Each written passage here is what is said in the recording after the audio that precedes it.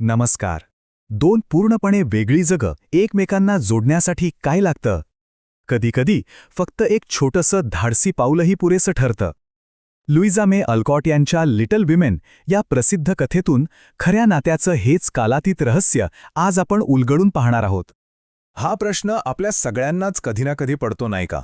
आणि गंमत म्हणजे 150 वर्षांपूर्वी लिहिलेली ही कथा याचे खूप सुंदर उत्तर देते. चला तर मग सुरू करूया. ही गोष्ट आहे दोन घरांची. घरं शेजारी शेजारी आहेत, पण त्यांच्यातलं अंतर खूप मोठं आहे. जणू काही दोन वेगळीच जगच. कल्पना करा, एका बाजूला आहे मार्च कुटुंबाचं साधं, थोडं जुनं पण माणसांच्या हास्याने आणि गप्पांनी भरलेलं घर, तर दुसऱ्या बाजूला आहे एक भव्य दगडी वाडा. बाहेरून सगळं कुसं आलिशान, पण आतमध्ये मात्र एक खोल, शांत एकाकीपणा. आणि याच वाड्यातल्या एका खिडकीतून लॉरी नावाचा एक मुलगा रोज त्या शेजारच्या घरात डोकावत असतो. त्याला ते आयुष्य हवंहवंसं वाटतं, पण तिथे कसं पोहोचायचं हेच त्याला कळत नाही. म्हणजे बघा, त्याच्याकडे कशाचीच कमी नसते. कमी असते ती फक्त नात्यांची, माणसांच्या सोबतीची. आणि मग या गोष्टीत एंट्री होते आपल्या नायिकेची, धाडसी आणि उत्साही जो मार्ची. तीच हे दोन जगांमधलं अंतर मिटवणार असते. आता जो काही शांत बसणाऱ्यांपैकी नाहीच मुळी. त्या एकाकी मुलाला पाहिल्यावर ती ठरवते की तिचं पुढचं साहस कुठे लांब नाही तर अगदी शेजारीच आहे. तिची योजनाही अगदी तिच्यासारखीच, साधी, सरळ आणि हो, थोडी धाडसी. ती काय करते? एक स्नोबॉल उचलते आणि थेट त्याच्या खिडकीच्या दिशेने फेकते. हे फक्त एक पाऊल नसतं, तर त्यांच्यामधली ती अदृश्य भिंत तोडण्याचा एक प्रयत्न असतो.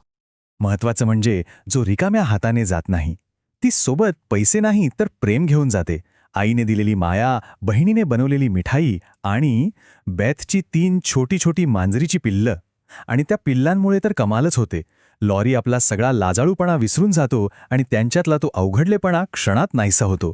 जसजसं त्यांचं बोलणं सुरू होतं तसतसं लॉरीच्या त्या एकाकीपणामागचं खरं कारण समोर येतं, आणि ते खूपच हृदयस्पर्शी आहे. लॉरी तिला सांगतो की तो रोज रात्री त्यांच्या घराच्या खिडकीतून आत पाहतो. तो म्हणतो, तुमचं घर एका सुंदर चित्रासारखं दिसतं. घरातली शेकोटी, जेवणाच्या टेबलाभोवती बसलेले तुम्ही सगळे, आणि फुलांच्या मागून दिसणारा तुमच्या आईचा तो गोड चेहरा. आणि मग तो हळूच बोलून जातो, मला आई नाही, तुला माहीत आहे. बस, ह्या एका वाक्यात सगळं काही आलं. त्याच्या डोळ्यांतली ती एकटी, भुकेली नजर थेट जोच्या काळजाला भिडते. यावरून हे अगदी स्पष्ट होतं की लॉरीची भूक ही अन्नाची नव्हतीच. त्याला भूक होती त्या कौटुंबिक उबदारपणाची, त्या जिव्हाळ्याची, ज्यासाठी त्याचं मन आसुसलेलं होतं. नंतर जेव्हा ते त्याच्या भव्य ग्रंथालयात उभे असतात, जिथे हजारो पुस्तकं आणि मौल्यवान वस्तू असतात, तेव्हा लॉरी एक खूप महत्त्वाचं वाक्य बोलतो. तो म्हणतो, कोणी फक्त पुस्तकांवर जगू शकत नाही. जगातली कोणतीही श्रीमंती माणसांच्या सोबतीची जागा घेऊ शकत नाही, हेच त्याला सांगायचं असतं. आणि नेमकं तेव्हाच जेव्हा लॉरी आपलं मन मोकळं करत असतो, तिथे एक अनपेक्षित व्यक्ती येते.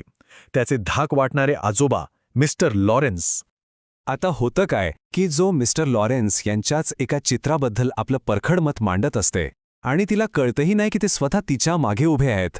एका क्षणासाठी तर ती प्रचंड घाबरते, पण मग ठरवते की जे होईल त्याला सामोरं जायचं. पण मिस्टर लॉरेन्सना तिचा राग येत नाही. उलट त्यांना तिच्या त्या स्पष्ट वक्तेपणाचं कौतुक वाटतं. ते तिला विचारतात, म्हणजे तू मला घाबरत नाहीस होय? मग ती तिला थोडं आणखी छेडतात. आणि तुला मी तुझ्या आजोबांइतका देखणा वाटत नाही? यावर जोई पटकन प्रामाणिकपणे उत्तर देते, तितका नाही सर.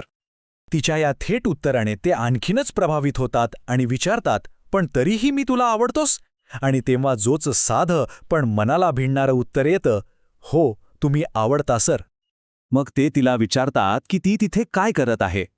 आणि यावर जो जे उत्तर देते तेच या संपूर्ण कथेचं सार आहे. साध्या दयाळूपणामध्ये किती ताकद असते हे तिचं उत्तर दाखवून देतं. ती म्हणते, फक्त शेजारधर्म निभावण्याचा प्रयत्न करत आहे सर. त्या एका वाक्याने ती त्यांचं मन जिंकून घेते आणि त्यांच्या दोन जगांमधलं अंतर कायमचं मिटवून टाकते. आणि मग मिस्टर लॉरेन्स तिला म्हणतात, खाली ये आणि शेजारधर्म निभावत राहा. त्यांच्या या कठोर पण प्रेमळ आशीर्वादाने लॉरीच्या एकाकीपणाची ती भिंत कोसळते आणि एका आयुष्यभराच्या सुंदर मैत्रीच्या पाया घातला जातो. ही कथा आपल्याला आठवण करून देते की कधीकधी सगळ्यात मोठी साहसं ही एका साध्या, प्रेमळ कृतीने सुरू होतात. कदाचित आपल्याही जगात कुंभण्याच्या पलीकडे कोणीतरी अशाच एका मैत्रीची वाट पाहत असेल.